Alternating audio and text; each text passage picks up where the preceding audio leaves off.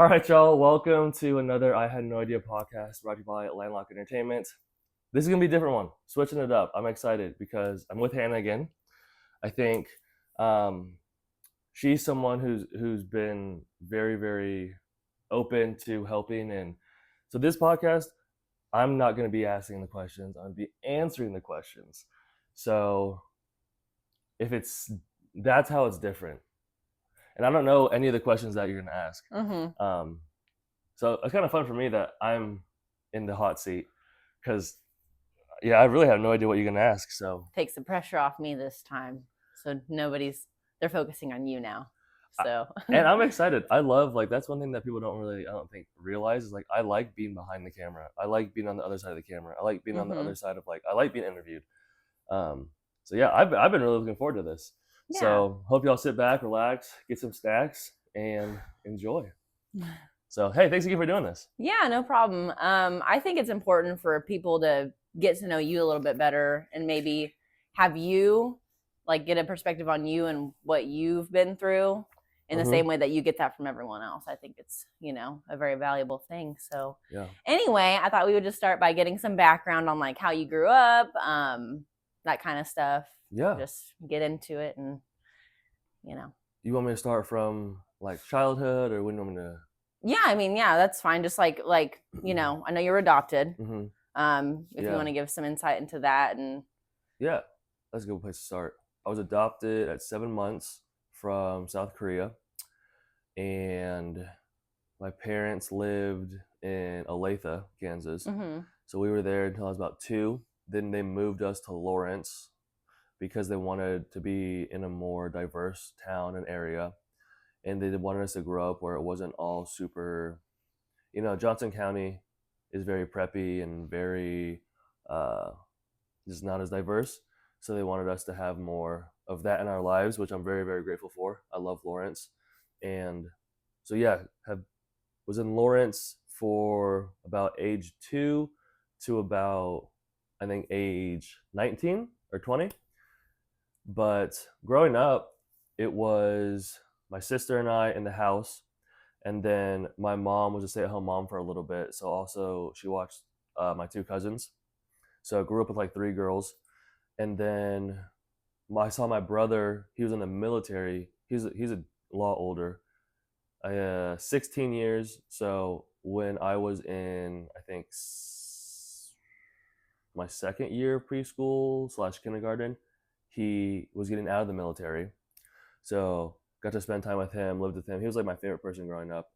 And so then, yeah, I don't know. I guess that's my childhood. Mm-hmm. I don't know. Was your brother your parents' biological child? Yeah, so my dad's.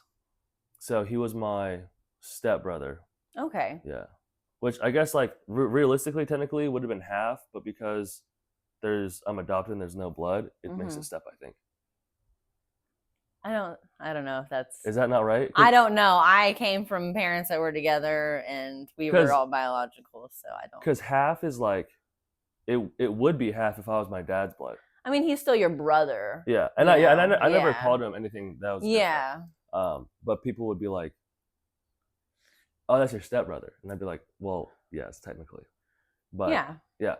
So yeah, that was my beginning from being born to being in Lawrence. Okay, and you'd say you had a pretty normal childhood then overall. I know you've talked a little bit to me about how your parents didn't really drink around you guys growing up, that kind of thing. So yeah, I mean, for me, growing up, it was very normal, and it didn't feel any different because I didn't know any different. Mm-hmm. But yeah, I think so. My parents have always been super loving and supportive, and they've always instilled so much confidence and love, in us. So I think having that as a base was super powerful. And looking back, how strong that kind of just made my confidence and to make and shape who I was as a kid, and then becoming a young adult. So yeah, it was a good childhood, a lot of fun, a lot of trying to figure out. It wasn't as much until I was in junior high where I felt different, you Mm-hmm. know. But I remember being in preschool and I had a best friend and he was blonde, blue eyed, and I remember telling my mom like, I wish I looked like him. Mm-hmm. So the whole identity thing has kind of always been a part of my life since I can remember. And your parents were obviously open with you about the fact that you were adopted. You didn't just find out Yeah. like later in life, like when Yeah, you were yeah. That's something older. that people always be So asking. People will always be saying like they like when they tell you. And I was like, they've always yeah. told me. Um, but it's funny because sometimes I'd be thinking, when I used to go to the store with my parents, and then I bring a friend, people from the outside probably thought I was the friend. You know what Right. I mean? Yeah. So it's kind of funny when I think back about that. But yeah, Okay. And your sister, was she also adopted with when you were adopted, or? no, she was adopted 4 years before me, Oh, okay. and she has different birth parents. Okay. Yeah, so people always ask that too. People always think that we like look alike, or I don't think we look alike at all. But you know, From the outside, though, yeah, that's everyone else's perspective. yeah, So and a lot of people do think too that or ask if we were adopted at the same time. So yeah, okay. it. What would you? Oh, You sorry. can I was no, gonna you say continue. it is kind of crazy too, because the lady that brought my sister to America, because they could have done it two ways, where my parents could have gone to Korea, Mm-hmm. or we get like delivered here. It was kind of cool because the lady that delivered her also delivered me. Oh, Yeah, that's neat. and it is kind of crazy too because I don't think a lot of people know this, but so like I really think yes, I'm supposed to be here, but I'm really not supposed to be here because a bit of a backstory, which I think I've told you this, but my birth parents like weren't together, so I think it was like a one hit wonder, like a one night stand thing. Mm-hmm. And the men in Korea have to go serve in the military for 2 years. So my birth mom didn't know that she was pregnant, and then he was off in the military. So I don't even know. Realistically, I don't even know if he knows me or knows about me. I think Mm-hmm. legally they probably had to tell him, but I don't think he ever like saw me. But in Korea, in the culture, it's very, very looked down upon to have kids when you're not married and outside of marriage, and if you're not together with the person. So like it's common for the family to kind of turn their back on them. But my birth mom, I guess, wanted to, you know, let me have a better life, and knew that she couldn't, give me that at that time. So she decided to go along with the pregnancy and everything. So kind of crazy. And then my parents, when they were doing the adoption, actually had a different kid, like signed up, not signed up, but aligned or ready. And then that didn't Mm-hmm. end up working out. So kind of just like I think about that all the time, that I'm not supposed to be here. So I try to make the most of it. And it also just puts like perspective in my life. Right. Everything does happen for a reason, though. I always like to Hmm. say that. So, Yeah. So yeah. um, well, that's pretty interesting. I Hmm. didn't, yeah, you didn't haven't ever told me all of that about your birth mom or anything. So Yeah. that's crazy how you ended up here. I mean, Yeah, and yeah, it's even crazier because I think so. She didn't know for a minute, so I think she was like drinking a little, and I think she was like seeing other guys and stuff too. So kind of wild. that And is. yeah, it's cool because my homie August is from Thailand, and he was born on the other side of the world. So it's funny how we were both born on the other side of the world, but we met on the other side of the world. So Yeah, that is yeah. neat. What would you say through your upbringing is the most valuable lesson you've learned through your parents or through an experience you've had? Good question. First thing that comes to my mind is respect. That's something that they really ingrained into my brain pretty hard. Growing up, a lot of it was respect and like religion and stuff. But the thing that stuck with me obviously was the respect more so than the religion. But I think just treating everyone with the same amount of respect, no matter who they are, what they look like, what they sound like, what they smell like whatever. So I mean, obviously it's ingrained so much. I got it on my wrist. It's both their Mm-hmm. handwriting, so yeah, I'd say respect. I'd say that's something that I think they also it's super powerful because they are such role models in that area. you know. So they would preach it and they would tell me to be respectful and to say that, but I would also see them in the store or at church or with their friends or with family being very respectful towards everyone. So it was nice that I have a big issue with people who talk the talk but don't walk the walk, and they're very good at that with respect. So that's a respect. Awesome. Yeah, you definitely embody that. Ever since I've met you, I could tell that you really value that. So that's awesome. Yeah, well, thank you. Would you say that you are religious as they raised you, or have you gone off from that at all? Yeah, so I grew up in a church. My dad was like the worship leader for a long time. Um, I went to youth group like every Wednesday. Had a lot of homies that I brought to youth group, but no, I'm not really religious anymore. I'm really more spiritual. And one of the reasons why though, is because there's so many religions out there that I've never even explored or dipped my fingers in, and a lot of people have lived by. So I feel as if I can't. How can I say I'm one thing if I've never even tried other things? Right. You know what I mean? Yeah. So my example is like, I've kissed the homies before, didn't like it, so I knew right away. And I already knew before that, but it was just more of a, yep, I'm straight. Right. You know what I mean? Yeah. So, because there's a lot of other religions that I've read about that I really, really like. Taoism's one of them. Buddhism's one of them. So there's a lot of cool different pieces, but I think religion's super powerful because I think it gives a lot of people structure and hope, and is super powerful. So I have nothing against religion. I just don't think right now in my life that I can say that I'm one thing. Right.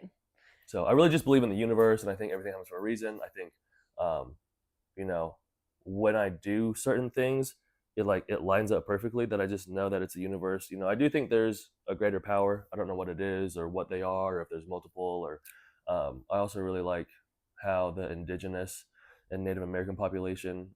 I really like how their like core religion is and how they have multiple gods, and they kind of pray to like multiple different things. I think that's really cool. Yeah. So yeah. Neat. Yeah, we actually aligned a lot on that too. Yeah. Yeah. You talking really like speaks to me because Yeah. a lot of people don't. I grew up around like religion, and my whole family is pretty religious. So like, it's refreshing to hear someone else say like, oh yeah, I don't really identify with one specific thing, because like when I talk about that around my family, they look at me like I have three heads. Yeah. Like I don't know if you get that same type of reaction, but yeah. Yeah, for sure. Or like when people, I don't know. I feel like people are just sometimes so tied down to their ways, and they just can't have an open mind about other things. Right. And then it always shocks me whenever I say that and people get offended. I'm like, I don't know why you're offended by what I'm doing in my life. What you believe, Yeah. So. Yeah, that's funny. Well, so childhood was pretty normal. And you've talked a little bit about your brother. Do you want to go into that at all, of what's happened with him and all of that stuff? Yeah, I mean, I told you I'm open for anything. I might start crying, but I'm here for it. I mean, I just know you talked about that being a pretty defining moment in your life. Yeah. And it shaped a lot of how you like the course of your life since then, and the choices that you've made because of that. So I just think it would be awesome to give people that perspective. Yeah. Honestly, I don't think it's actually changed too much, but it's changed like, I guess we'll get into it and then. Yeah. Yeah. Okay. So. Oh, so what happened? Like, right. I don't really know what all happened. You've gone into it a little bit with me, but. Right. Okay, so I was 18, and I got a call on I think it was like a Saturday, like a random day from my mom, and at that point, whenever my mom calls, I always think something's wrong. Like I call her, like I call my parents. When the parents call, it's like, what did I do wrong? Am I in trouble? Something happened. And she basically was just like calling and saying that my brother had passed away, and that's kind of just like the gist of it. And I didn't really know how to act or how to react, but basically, he was schizophrenic and was diagnosed after the military. But when they did the diagnosing, they said that it was like kind of the tail end of his career in the military. So really thankful for that because he was able to get medical um, help from the VA. Mm-hmm. So really grateful for that because the medicine's really expensive. Um, and I think there's just been when people are schizophrenic, they have episodes, and Mm-hmm. every time you have an episode, it puts a lot more damage to your brain and stuff. And without getting too specific and airing out his entire personal life, I think in my heart and soul, I've came to the terms that like he was tired of being hurt and being in pain. And when they did the autopsy, so they did an autopsy and something else where it's like a full body scan and other things. There wasn't anything in his system that would have been a cause of death.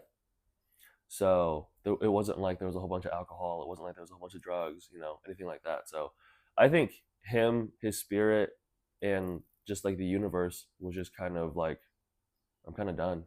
Mm-hmm. So I think, there's really no other. It's not like it's like, oh well, he took this, or like, oh, he overdosed, or oh, he X, Y, or Z. So that's kind of just the answer that I've given myself. Mm-hmm. So yeah, that was definitely the first time I had a big loss in my life. My brother was like a superhero to me. I Yeah. I wanted to be him when I was a kid. I wanted to be as funny as him. I wanted to have tattoos like him. I thought about going in the military because of him. There were so many things that I tried to live my life like how he had. So Yeah. So I'm assuming it was probably pretty impactful to lose that person. I'm sure even if you don't realize that it did shape a lot of like how your life would have gone hmm otherwise, if you know what I mean. yeah, Um, so how old was he when he passed? 34. Wow, that's young. In Yeah, the grand scheme, that is really young. yeah. Um, And it was sad too because he had recently gotten off of like medication, and because the medication made him very like lackluster and lazy and kind of a hermit. mm-hmm. So he didn't really go out. A lot of motivation was lost. He was an amazing musician, so he was playing music less, a lot of those things. So but when he got off and he was like self-medicating, it was like a whole 180. It was like I remembered him as a kid because then he moved back to town when I was a junior. So it was like I had all these memories as a child until about first grade, and then he kind of then he lived somewhere else, and the medication was a lot, and then he kind of just changed who he Mm-hmm. was. And I still loved him. It was still fun, but I'd see him over holidays and stuff, but it wasn't as much of a connection. Mm-hmm. And then when he moved back, it was like the old Chris was back, Right. and it was pretty awesome that the universe gave me newer memories with him, so I didn't just have old memories. Yeah. So I'm really, really, really grateful for that. Yeah. And he was like the person that you say one word or you just look at each other and you die laughing and like your abs hurt Mm-hmm. and you can't catch a breath and you're like rolling on the floor. So having that along with having just so much of his support and love, like no matter where I was, I always knew that he was supporting me and that he Yeah. was like he had my back no matter what. So yeah, it was a really big blow to the family and to me, and that's probably one of my really only demons in my life that I still haven't been able to face. And honestly, I don't know if I'll ever be able to face. If I'm being completely honest, Yeah. I try to face everything head on, but that's one where it's like when I start to go down that rabbit hole, it's so dark and it's so painful that like I can't. I just can't get myself to walk through that right now. Right. Everything happens in its time. Grieving is a process. It's not just a straight line. As you know, it's not Mhm. like there's no set path for it. Mhm. It takes a long time, especially with someone that was that impactful for you. Mhm. I'm sure many people can relate to that and having been through their own losses, Mm-hmm. you know. And for some So, reason, my body works weird, where it's like I get hit with stuff like really really late. Like it didn't hit me until like 2 years after, where it really settled in. Same thing with like James. mhm. But I remember one of the saddest things that made me like just die inside was we had family over and we all kind of like was trying to like process it. I think I don't know, but I was still kind of out of it. But just seeing my dad, who I'd also like looked up to and idolized, kind of like after my brother. So growing up, just having no like life behind his eyes was like soul crushing, Mhm. and just to see someone I looked up to so much just be that depressed and have that much sadness in his body. Yeah. So that was really really really hard. I think about that a lot. Mhm. Do you think that experience changed your relationship with your dad at all, or would you say it made it stronger, less than? I think it made my abandonment issues a lot harder. I think it made Mhm. it a lot harder for me to like I want to make sure that I'm there for them, Mhm. you know, in like all different areas and aspects. So I think it just heightened that. Yeah. So And so you said you lived in Lawrence till you were 19, which would have been short, not very long after your brother passed, right? yeah, So did that experience have any impact as to why you moved out of Lawrence, or was it just kind of a life happen thing and you were already going to be moving? yeah, it was more so of I remember, well, I never wanted to be in school. When I was in grade school, I wanted to drop out. When I was in middle school, I wanted to drop out. When I was in high school, I wanted to drop out. And then I was the last person in my class when I first went to KU to register to be a student because it was so Mhm. last minute. And yeah, I remember I told myself I was about to go to Wichita State. I was gonna be. It was dope because they gave me a nice scholarship for like their business program and stuff. But I thought to myself, you know, if I'm gonna go to college, I want to go to an actual college. I want to go to like experience. I wanted to like have the party scene, have like the football, basketball stuff. Mhm. But I also didn't want to still be in Lawrence. So I've always not wanted to be in school, and I've always not wanted to be in the Midwest. So those are two big things. And yeah, so basically, I gave myself 2 years. I ended up dropping out of KU. I just didn't like KU; wasn't a good fit for me. And then I remember I was doing dishes in the back of a restaurant, and I thought to myself, I don't want to do this the rest of my life. I was like, I'd Right. rather do homework for 2 more years and then not do dishes for the rest of my life. So then that's what changed. And then my cousin had graduated from Creighton, so we were up there, and then I did a program called the Midwest Exchange. So there was, I think, a 20 schools that in the Midwest all gave an opportunity for no more than 300% of state or what's it called, in state. So a lot of the schools. So I ended up actually paying less money when I went to transfer to UNO than I was paying at KU. Where's UNO? Uh, University of Nebraska Omaha. Oh, okay. So yeah, I did 2 years up there, and then it was a really good moment because I think one of the biggest life hacks is moving out of your hometown, and I think one thing it did was it put so much perspective of I really didn't like I really didn't like Kansas, excuse me, when I lived here. Mhm. Then I went to Nebraska and I saw how much worse it is. And then I was like, wait, Kansas isn't that bad.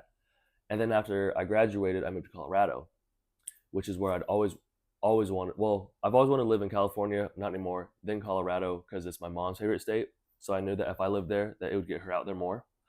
So yeah, moving every time I've moved, it's been such a perspective change, and I love it. And I love how my hatred that used to be for Kansas is no longer, Right. because Kansas, you know, it I was raised here, I was grown up here, my parents met here, um, both parents' families were here for a while, so a lot of respect, and also that's why I wanted my name Landlocked to represent where I came from. That's awesome. Yeah. Um, so would you ever move back to Colorado? Yeah. Um, I was thinking about it before I moved to Kansas City, but I put my business first instead of my heart because my heart wants the mountains and the views. Yeah. Like I love Colorado. I could like that's always I'd always move there. But it is for my next move I thought about too of like I couldn't really film year round or do car stuff year round because of the Mm-hmm. winters. So I would love to have a place there and then just go there when I can. Yeah. But yeah, definitely what I'll always go back to visit for sure.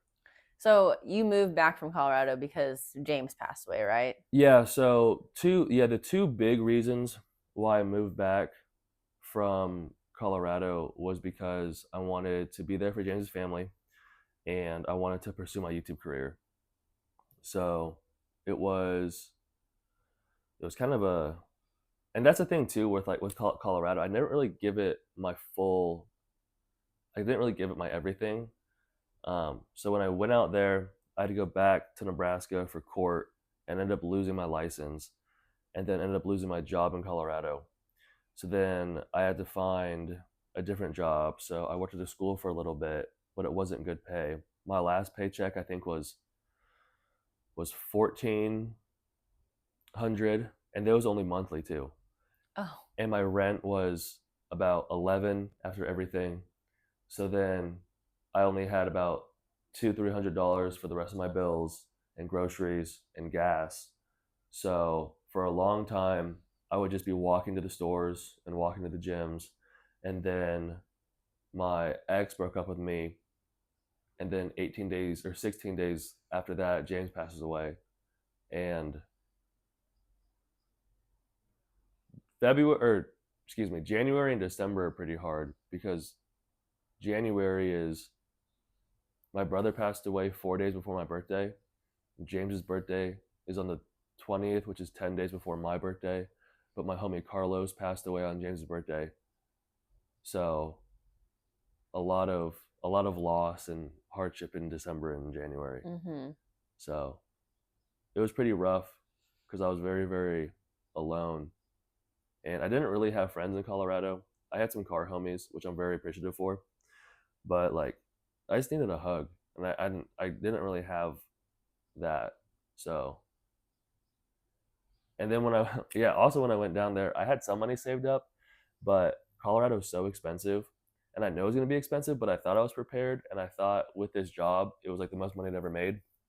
But my one of my cars started to like have a lot of issues, so then it drained probably like 80% of what I'd saved up already right when I got down there. So it was not the best situation.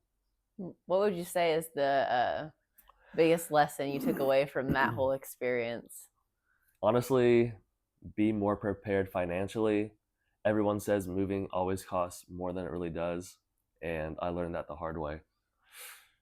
And yeah, it was super isolating, but it was also really clutch because in one of the darkest times of my life, David Goggins' second book came out, so I was able to read and listen to that while that was happening. And then it was actually kind of wild. James and I's friendship kind of rekindled around that time too. So before he obviously passed. Yeah. So I remember when he went to when he made his big trip to Tijuana. I tried to get him to come through Colorado. It would have added like 4 hours, but there was a big storm that was happening, and his dad was like, "Maybe don't, just play it safe."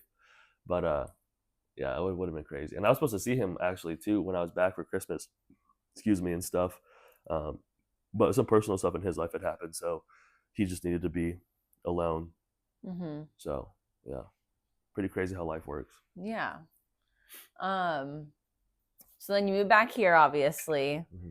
and you've been pursuing your YouTube and your thrifting business down here. What, I guess, just tell me a little bit more about that and what you've how you've grown as a person from all that, from moving back and doing your thing. I feel like I've probably actually, yeah, thinking about it, I've probably grown the most from moving back, which is kind of wild to say, just because there's so many things that I've put first. So like when I first moved back, was doing a channel with someone I grew up with, and I was really confident about that, and I was really passionate about that. But that didn't end up working out, and everyone just always told me like, just do it by yourself, just do it on your own. And eventually, I was just like, yeah, I just kind of have to. So a lesson from that is, as much as is sad sometimes, but sometimes you just have to do it yourself. Sometimes if you want to get it done, you do it yourself. Yeah. So kind of just having that determination and grit, just get after it. But I've learned, so when I first moved back, I was a mental health counselor for Boys and Girls Club because I wanted to. So after I graduated, I wanted to do about 2 years of nonprofit work to give back or join the military. But I didn't want to. I didn't really want to be basically like someone's little B word and just get yelled at and told where to go. Mm-hmm. Because knowing how it would work, they'd probably send me to the south where it's humid and I can't do the humidity. So I'd be in like all that gear and sweating my butt off. No way, Jose. Right. So then I was like, okay, I want to give back before I start my career. So then, yeah, so I really loved being a mental health counselor for the kids. I never was in Boys and Girls Club as a kid, but I knew a lot of friends that were. So it was really, I really loved that job. It was cool because it didn't even feel like a job. And I actually felt like I was making an impact, I Mm-hmm. actually felt like I was making connections that mattered. Um, and it felt good too because I was connecting with kids, which I didn't think I was going to. So being a person of color, I didn't know if I was going to connect with all the other kids, but all the other kids that were different, whether they looked different, came from different, whatever it was, um, they were able to connect and talk to me and Mm-hmm. be open with me. So I really loved that. Plus, I was at my old elementary school, which was also really hard because then I was also working at LHS. So I was working at where I met James, and I was working at where James and I had the most memories. So looking back, it's like I would have. I, I'm glad I was at those places, but I wish I would have been at a different elementary school because that I think was too hard. And then at LHS, it helped that they redid the building, which helped, but it was still nah. But I Yeah. wouldn't I wouldn't have worked at any other high school in Lawrence. So So is the bringing up old memories, was that part of why you chose to leave, or was that only because you started doing your own thing? Like like completely. leave Lawrence? Like quit working there.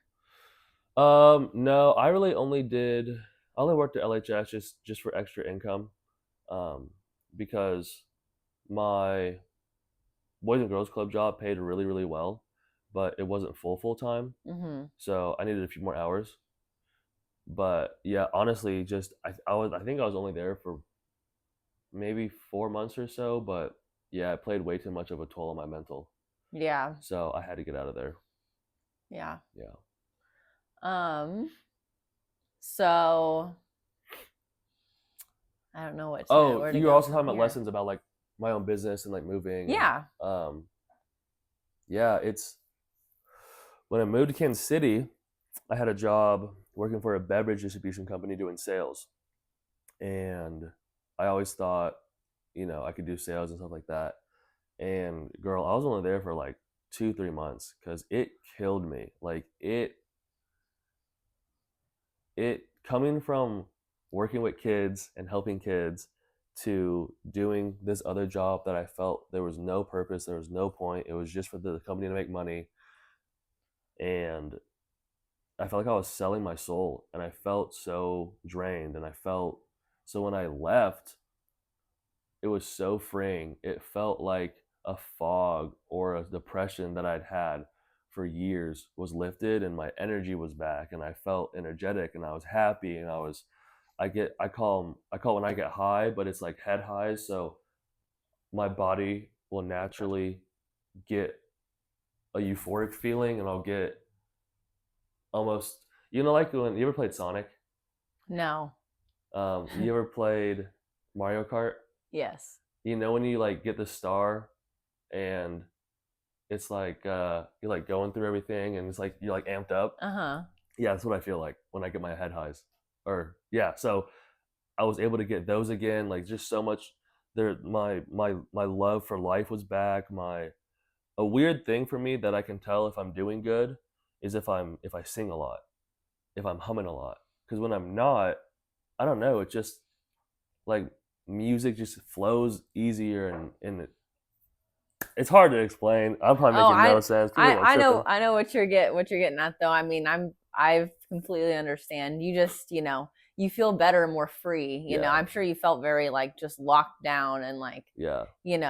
it's depressing. A lot of people can't handle working for corporations like that where Yeah. you're just doing a like it feels like pointless task. Like it doesn't Mhm. serve a higher purpose and you don't it's not like you were impacting kids' lives and Mhm. you're as a mental health counselor, so I'm assuming going from that to doing that was just really hard to not really feel like you're making a difference, Yeah. especially being the person that I can tell you are with that. So I totally understand. It was probably such a relief to get out of that kind of thing because coming from someone that's worked for big corporations a good portion of Mhm. my life, I completely understand what you're saying. It's a hard job to get used to doing. Yeah. So I loved giving back to the community and being, there for Boys and Girls Club, but then yeah, it was a complete switch. yeah. And it was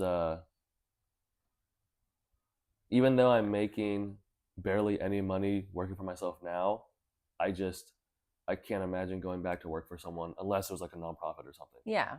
or unless there was a mission that I really, really aligned with. So yeah, but one of the biggest things too that I've learned about having my own businesses and running my own businesses and working and having to wear different hats is how consistent and how disciplined you have to be. And I have those tattooed on myself as reminders, but it's like you don't realize it until you're really in it. You know Yeah. what I mean? Where it's, I don't have to clock in and wake up at 8 every morning and clock out at 5 every morning or every day. I could wake up whenever I want, bust my butt, and work for like 4 hours and get more done than if I was.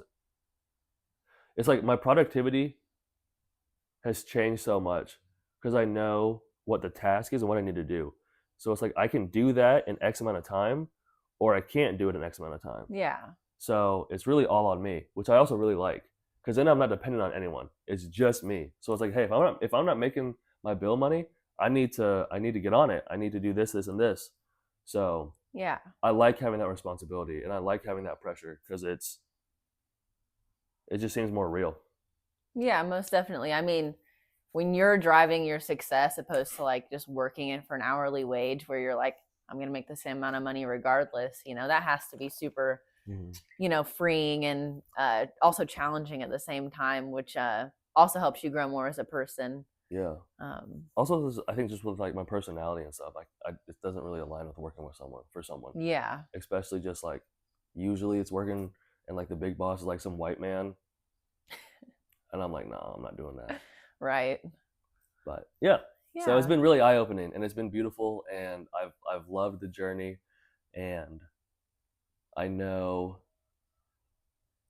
it's I've already envisioned in my brain and I replay the goals that I have and when I make it, but it's also more there's a lot more back behind me because I put so much pressure on myself and I put so much of, I really want to represent minorities. I really want to represent Asian Americans. I really want to represent people who are different and who don't feel like they fit in.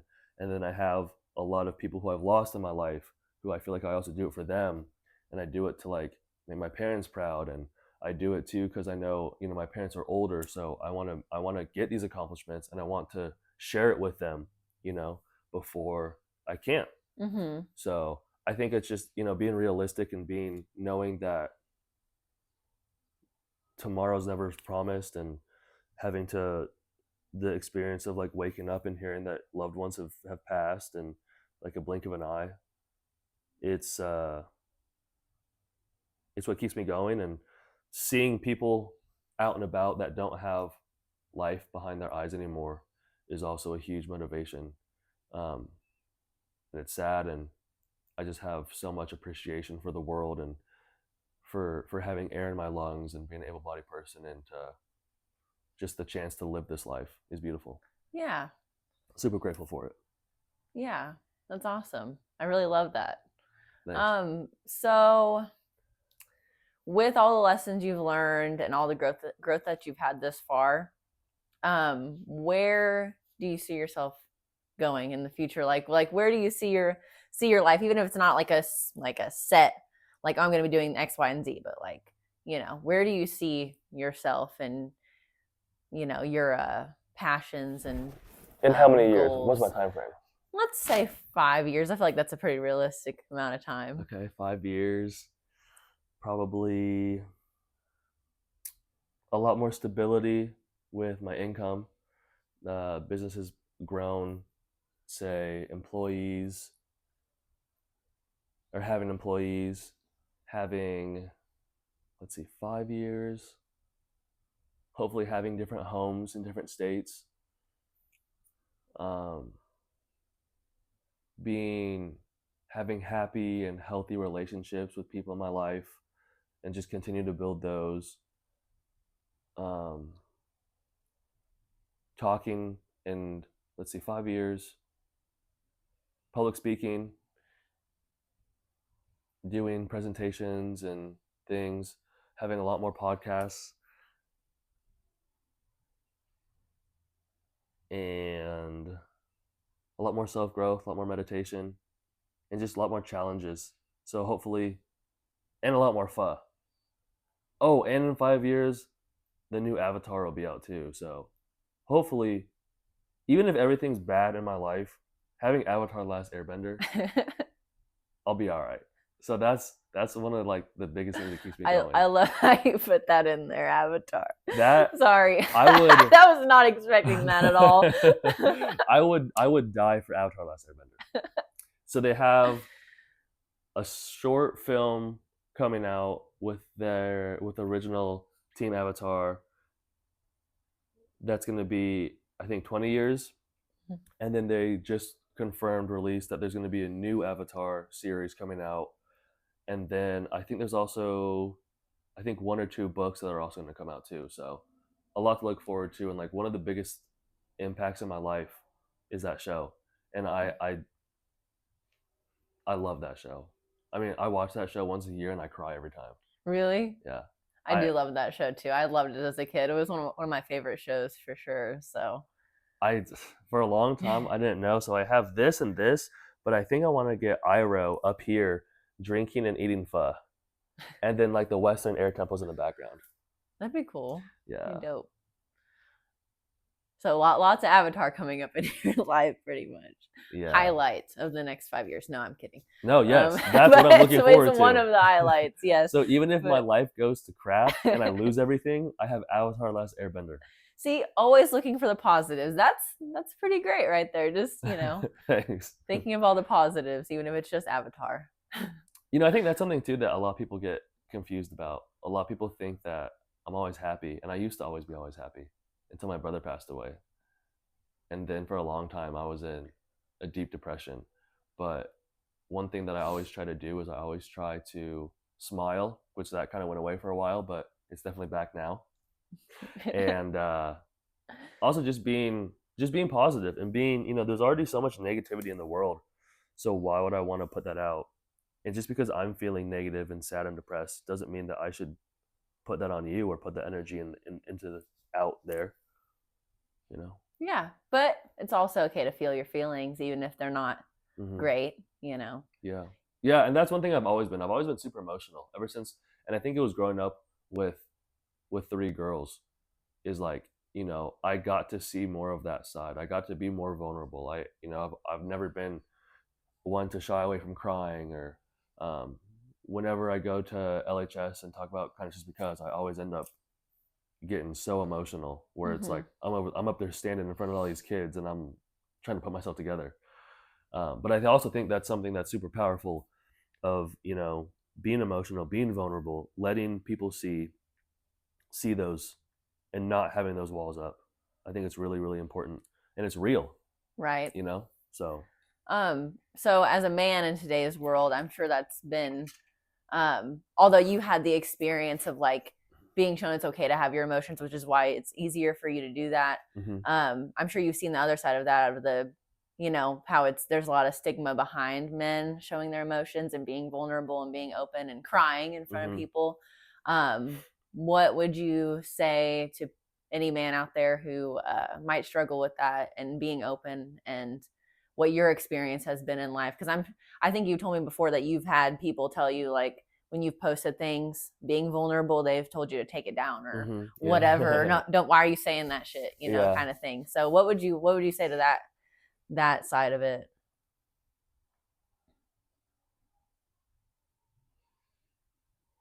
Yo, I know that you're probably hurting, and I know that you're probably facing a lot of things that you don't want to come to terms with, but I think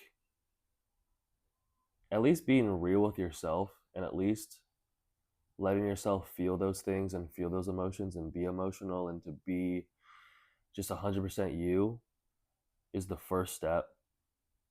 Because once you're good with you, it's a lot easier to show and share with those close to you that love you and support you no matter what, that you're not okay, that you're going through something, that there might be a traumatic event that nobody knows about that could be beneficial if your best friend knows, if your partner knows, if your parents know. So, as hard as it is, and I know it's hard and I know it's challenging and it's probably one of the biggest obstacles that we face as humans,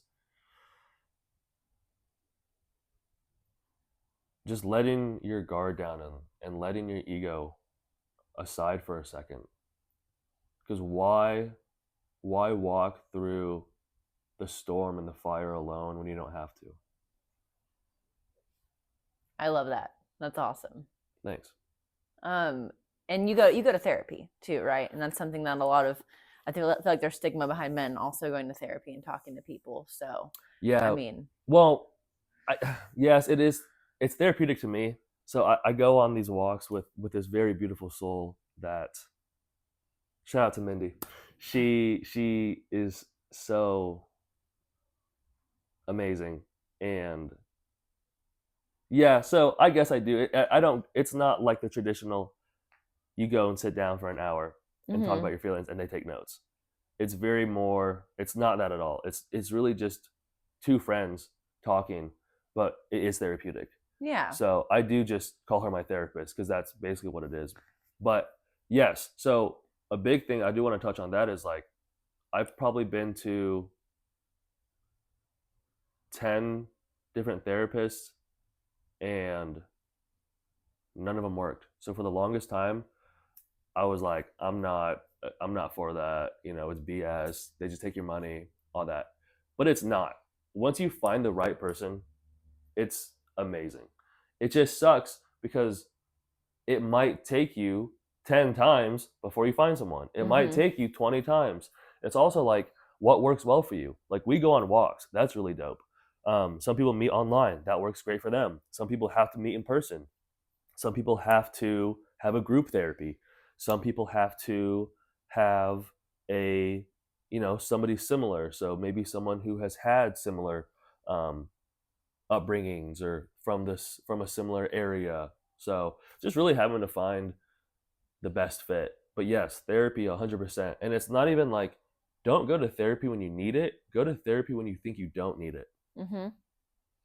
Do you think everyone should go to therapy regardless? Yes, me too. And even if it's not the traditional therapy, even if it's a homie once a week call, even if it's something that gets you, and it can look so different. Maybe you and your homie just go to a hot tub and just talk and just let everything out. Maybe you go, shopping with your girlfriend or something, or go to a rage room. Yeah, go to I've been a wanting rage to room. do that for a while. Yeah. Go on a fun trip. Go to somewhere new. Try something new. Try a new hobby. Just, I think I saw something where it's like men do a lot better when there's a task at hand, and they're talking side by side. Someone's here and I'm here, and then women do a lot better face to face. So just something to think about. Yeah.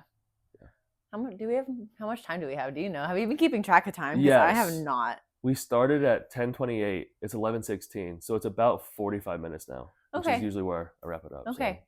Well, I think that was a very good stopping point anyway. Yeah. So, I mean, I guess you can end it with some words of wisdom, or, you know, you asked me my last time, like, what do you have to say to the people? Do you have any words of wisdom or insight or something like that? So, Let's see. Before I get super thoughtful, thank y'all for watching. Appreciate it as always. Hopefully that y'all like this and getting to hear a little bit more about my story and learn more about Landlocked. Thank you again, Hannah, yeah, for being of here and course. for doing this. But I'll leave y'all with All the pressure.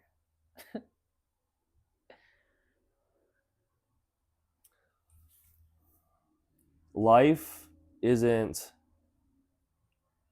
you move one step at a time. In a board game, you have your piece and you are that piece, and you have sometimes when you spin, you might get to take 2 or 3 steps. Sometimes you might have to go back. Sometimes you get a bonus. Sometimes you get an extra. Sometimes someone joins you. And I think during this journey and voyage that we call life, we get caught up so much in the things that don't matter, the materialistic things, the how we want to be presented, how we want to look, how we want people to perceive us.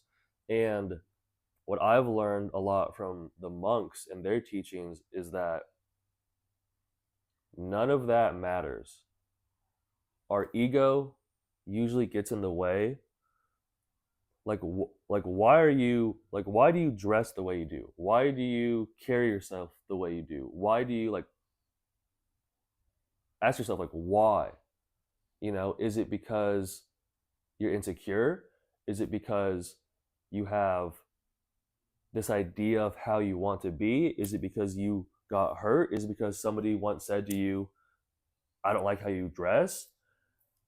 I think just self reflect and be your biggest supporter and love yourself. Love yourself how love yourself as much as you love the person you love most in your life. So if you love your mom the most and you treat her with the utmost respect and love, try treating yourself like that as well. Because at the end of the day, you only have yourself, and you'll only ever have yourself. So if you're not good in here and in here, you're not going to be good at all. Appreciate y'all for watching. Like, comment, subscribe.